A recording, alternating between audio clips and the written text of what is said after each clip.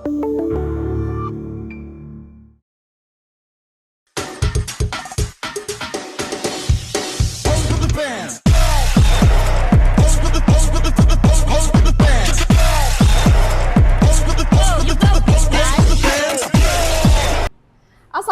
warahmatullahi wabarakatuh. Selamat datang kembali dalam acara talk show mingguan kita, Leader from Zero. Nah, jadi saya Miss Rani akan memandu acara ini selama 30 menit ke depan. Jadi seperti biasa, acara talk show ini kan mengundang tamu-tamu inspirasional yang datang dari sekitar SMK Negeri 10 Bengkulu Utara.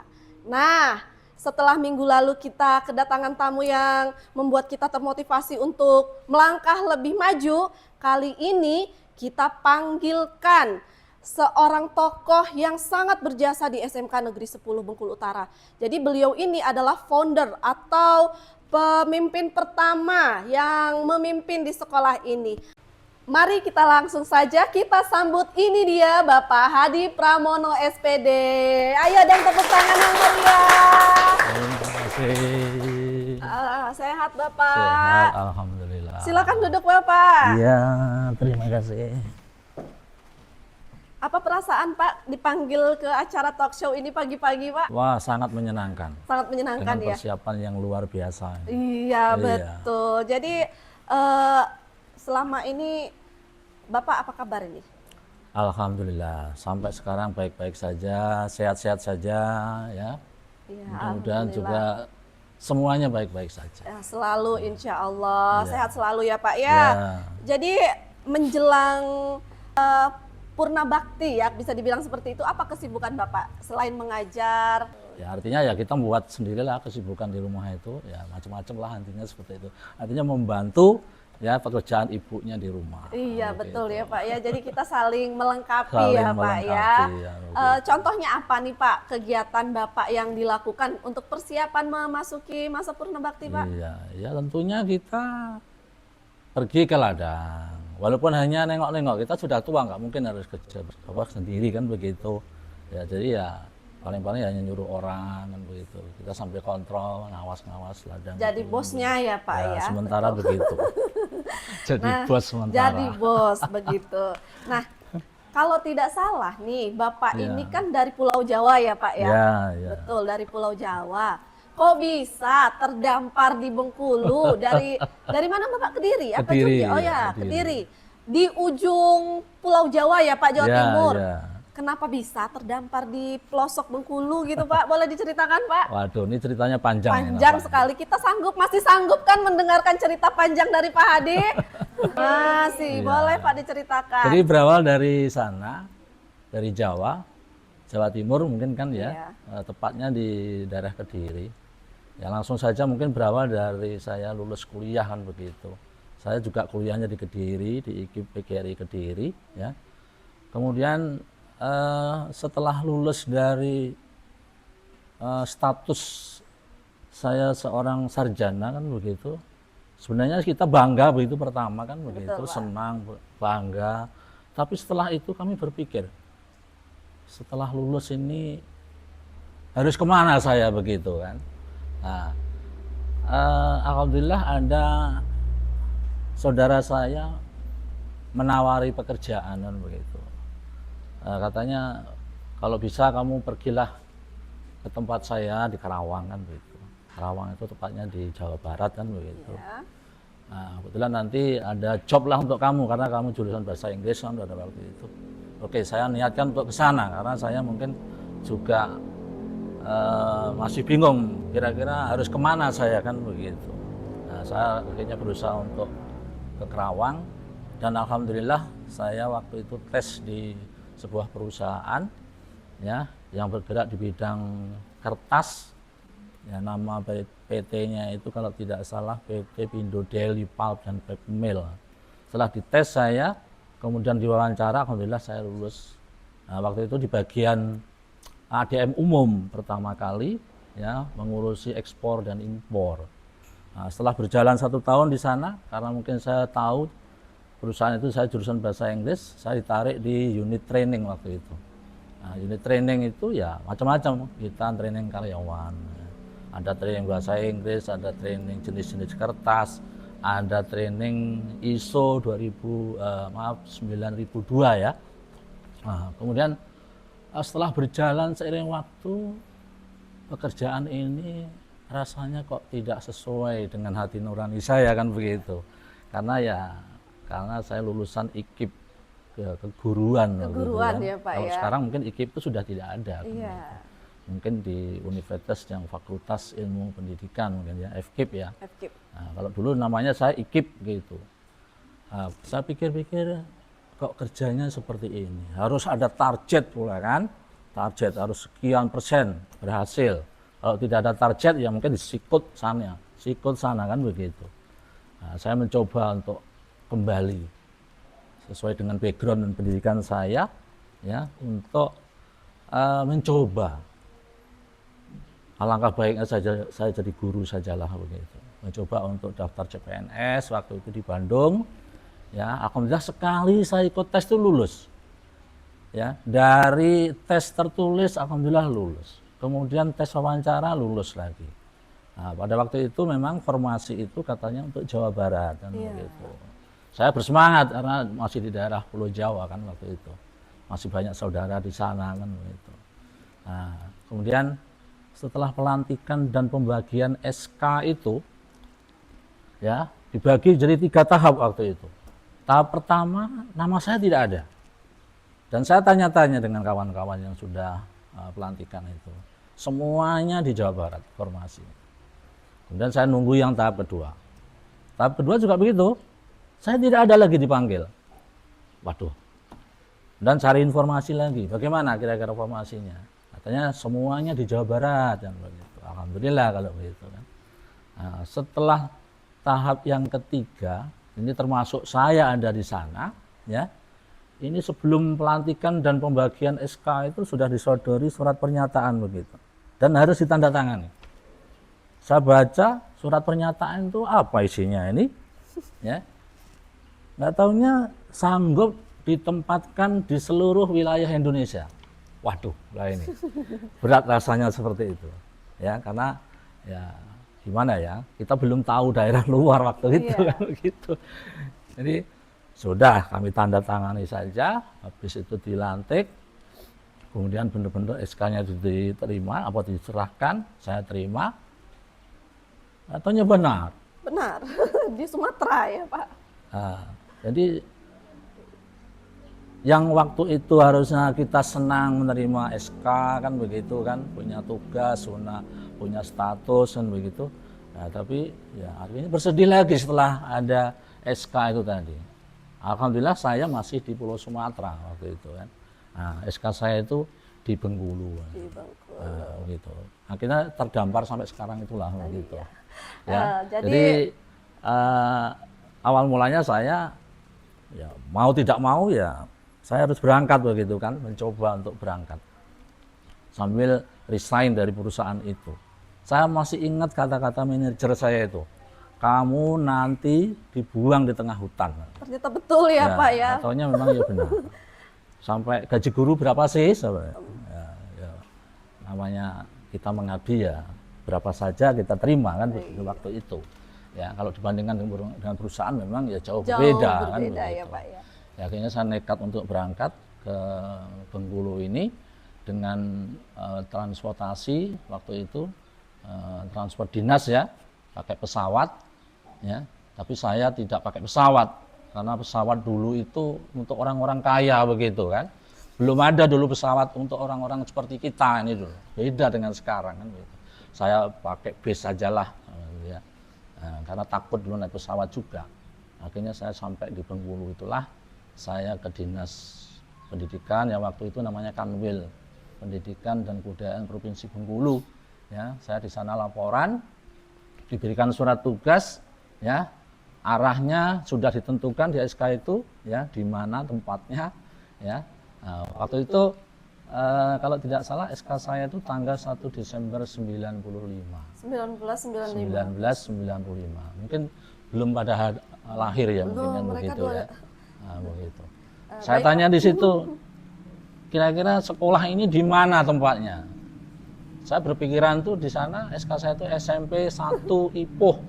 Waktu itu saya masih di SMP kan begitu. DT SMP 1 Putri Ijo. Saya beranggapan pertama itu bahasanya di SMP 1, kalau di Jawa itu SMP 1 ini mesti di kota, Di kan kota. begitu kan begitu.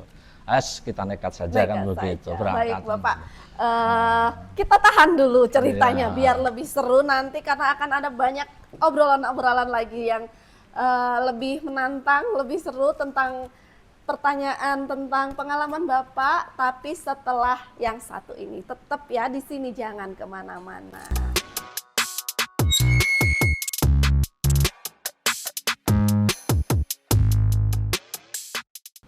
Kita kembali lagi di segmen kedua Leader from Zero. Masih bersama Bapak Hadi.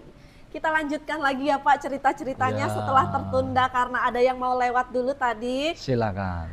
Masih semangat ya Pak bercerita, masih semangat. energik. Ya. Nah tadi kan Bapak bercerita di tahun 1995 itu Bapak keterima PNS kemudian hijrah ke Bengkulu. Lebih tepatnya di Putri Hijau, betul ya Pak ya? Iya, iya. Nah, boleh dilanjutkan Pak sejak tahun berapa sampai berapa mulai Bapak mengajar di sini sampai akhirnya berakhir di SMK? Ya, terima kasih. Jadi berawal dari SK saya, tugas di Bengkulu, TMT-nya tanggal 1 Desember tahun 1995 waktu itu. Cuman surat tugas saya itu baru 10 April. 10 April. Ya, tahun 1996. Ya, SK saya itu. Nah, kemudian SK saya tentunya tepatnya di SMP 1 Ipoh waktu itu. SMP 1 Ipoh. Ya, SMP 1 Ipoh, tapi ada DT-nya begitu. Ada DT. DT itu artinya ditugaskan di SMP Negeri 1 Putri Ijo. Waktu itu namanya memang itu, SMP 1 Putri Ijo. Yang sekarang berubah menjadi SMP 64 ya, Bengkulu Utara kan begitu. Ya. Jadi sejak itulah saya berkecimpung di SMP itu ya kurang lebih mungkin sampai tahun 2010 kalau tidak salah saya di sana itu. Berarti kurang lebih 16 tahun ya, Iya, Pak ya, kurang di lebih sampai 16 2010. tahun, ya. Lalu kan sekarang nih berakhirnya di SMK nih. Kok bisa sampai di SMK gitu Pak? Setelah dari SMP pindah ke SMK?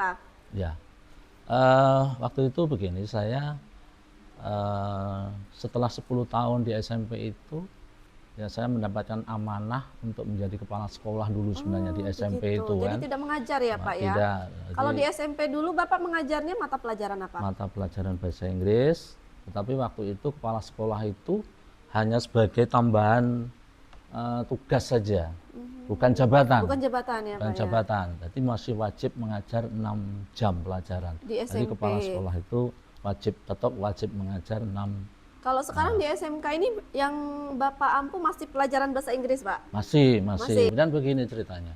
Jadi sambil menjadi kepala sekolah di SMP ya, saya merintis sebuah sekolah waktu itu ya dengan kawan-kawan guru di SMP, bagaimana kalau kita mendirikan sekolah di SMK atau SMA waktu itu kan.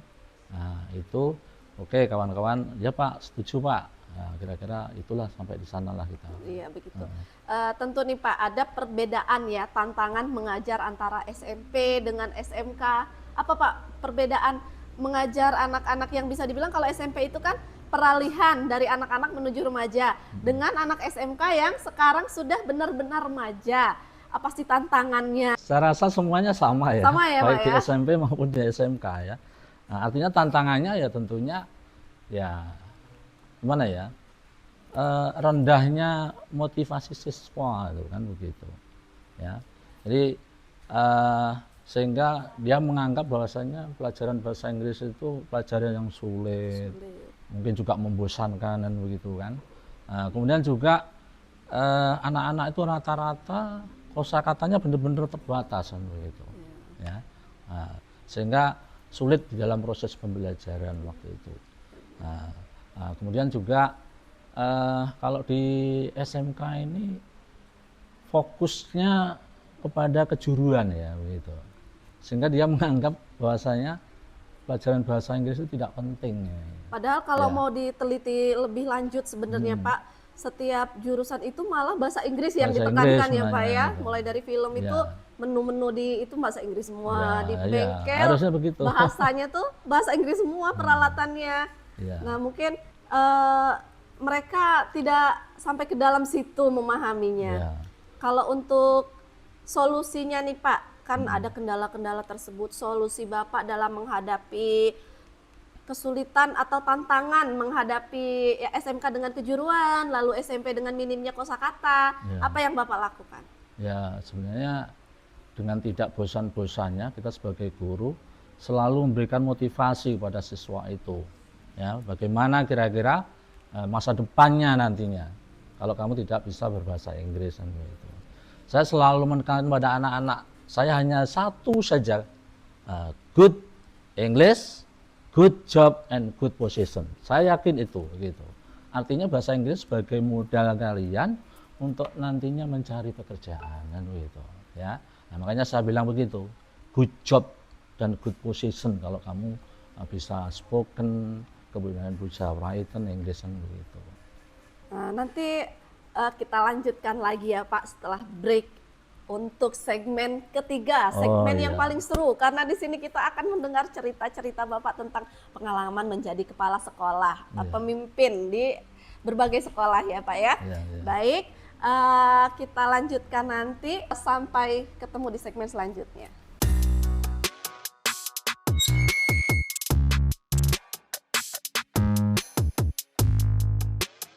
Masih bersama talk show Leader from Zero. Kita lanjutkan acara bincang-bincang kita bersama Bapak Hadi Pramono, tamu kita hari ini.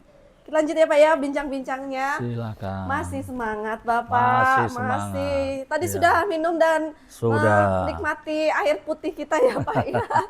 Nah, Iya. kita lanjut ya Pak. Heeh. Kan tadi setelah Bapak datang ke Bengkulu ini, Bapak menjalani hari-hari sebagai seorang guru bahasa Inggris di SMP. Nah, kemudian beberapa tahun setelahnya Bapak naik jenjang menjadi kepala sekolah, betul ya Pak? Nah, apa sih Pak motivasi Bapak menjadi kepala sekolah tersebut? Sebenarnya begini ya. Jadi kepala sekolah itu kan panggilan pengabdian sebenarnya. Betul. Dan amanah kan begitu ya. Nah, kemudian juga inginnya orang itu ada pengembangan karir kan begitu ya, dan kepemimpinan. Nah, tapi itulah karena ini sifatnya merintis sebuah sekolah yang baru ya, saya diberi tugas dan amanah oleh Pak Kepala Dinas waktu itu ya, gimana ya, kita mau tidak mau ya harus menjalankan tugas itu kan begitu. Ya.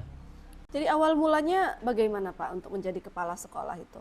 Awal mulanya begini, saya waktu itu masih menjadi kepala sekolah di SMP, kemudian waktu itu dipanggil oleh Pak Kepala Dinas untuk bagaimana kira-kira di daerah Sukamakmur itu ada sekolah baik SMA maupun SMK waktu itu kan begitu.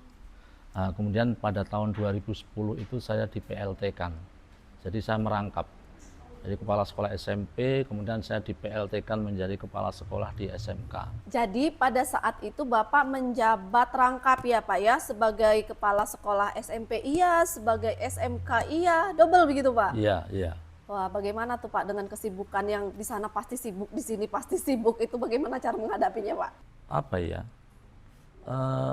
rendahnya atau mungkin kurangnya SDM-nya, khususnya tenaga pendidik dan tenaga kependidikan ya, karena waktu itu bagaimana sih caranya supaya anak-anak itu belajar juga baik nanti hasilnya kan begitu. Nah, gimana kalau tidak ada gurunya kan gitu. Sehingga saya bersama kawan-kawan di SMP itu ya, saya ajak untuk kolaborasi membantu mengajar di SMK waktu itu begitu. Jadi gurunya bukan cuma kepala sekolahnya yang menjabat ganda, tapi gurunya juga ya Pak ya. mengajar di SMP paginya, sorenya sorenya mengajar di di SMK. SMK. Nah Pak, kalau tidak salah dihitung-hitung ini sudah sekitar 30 tahun lebih ya Bapak menjabat sebagai guru lalu kepala sekolah. Setelah menjabat kepala sekolah, Bapak memutuskan kembali menjadi guru atau bagaimana Pak? Ini sehingga kembali jadi guru seperti ini. Ya, jadi namanya kepala sekolah itu secara aturannya kan tidak selamanya. Karena tadi hanya tugas tambahan. Dan sewaktu-waktu tugas tambahan itu akan ditarik ulang oleh kepala dinas. Begitu. Memang aturannya seperti itu. Kalau dulu memang aturannya kalau sudah diangkat kepala sekolah ya sampai pensiun kepala sekolah terus kan begitu. Iya. Nah, kita harus bisa menerima aturan seperti itu kan begitu. Ya, kita setelah tahun 2016 itu kami harus kembali ke guru ya tentunya ya tugasnya tetap mengajar kan. Dan akhirnya setelah 30 tahun lebih mengajar, sebentar lagi Bapak akan memasuki masa purna bakti ya Pak ya. Ya. Apa sih Pak pengalaman paling mengesankan atau yang membuat Bapak tidak pernah terlupa dengan momen itu selama mengajar di SMP atau mungkin di SMK ini Pak? Artinya ini kesan pesan ya begitu ya. Iya, lebih ke kesan pesan. Nanti juga Bapak punya pesan apa ya untuk kami para guru-guru muda agar tetap bisa semangat melanjutkan perjuangan Bapak, tetap semangat mengajar anak bangsa ini Pak. Ya saya rasa begini saja, saya hanya simpel saja mungkin kan begitu. Ya saya setelah tidak menjadi kepala sekolah lagi itu ya tentunya ada pesan dan kesan untuk kawan-kawan dan yang pertama tentunya saya hanya merasa bangga atas pencapaian bersama tadi kan begitu ya. Kemudian saya juga merasa senang melihat kawan-kawan guru ini betul-betul semangat mengajar waktu itu kan begitu. Dan juga mungkin saya ada rasa bahagia benar kalau ada anak-anak kami itu banyak yang berprestasi kan begitu. Jadi tentunya sekarang ini ya lanjutkan perjuangan kan begitu untuk memajukan sekolah ini. Hasil pencapaian bersama dulu yang sekarang sudah menjadi sekolah yang sebesar ini ya tentunya ya tetap harus semangat ya bagaimana memajukan sekolah ini kan begitu. Nah, yang terakhir tentunya pesan saya atau kesan saya ya bahasanya pemimpin yang sejati itu tidak hanya memerintah saja tapi betul-betul menjadi suri tauladan yang terbaik saya rasa begitu. Jadi seorang pemimpin itu harus menjadi contoh ya Pak, Menjadi bukan contoh. cuma untuk dirinya sendiri, Ya, tapi ya, menjadi begitu. rekan kerja, apalagi ini kepala sekolah. Tentu Bapak itu berperan penting menjadi suri tauladan bagi rekan-rekan kerja, bagi guru-guru yang lain dan juga bagi murid-murid yang ada di sekolah yang Bapak pimpin, betul Iya, Pak ya? iya. Sayang sekali Pak, sebenarnya masih banyak yang mau kita bicarakan, diskusikan, tapi ternyata kita sudah berada di akhir acara. Semoga di lain waktu kita bersama-sama lagi bisa menghadiri sebuah acara, lalu ngobrol lebih banyak lagi ya Pak ya. Ya. Saya mengucapkan terima kasih banyak loh Pak atas motivasi Bapak hari ini. Semoga bisa menjadi inspirasi bagi kita para guru-guru dan juga anak-anak kita di SMK Negeri 10 Bengkulu Utara. Terima kasih, sama-sama. Ya, ini kita berada di akhir acara. Terima kasih sudah menyaksikan Leader from Zero. Selamat berjumpa lagi di minggu depan. Assalamualaikum warahmatullahi wabarakatuh.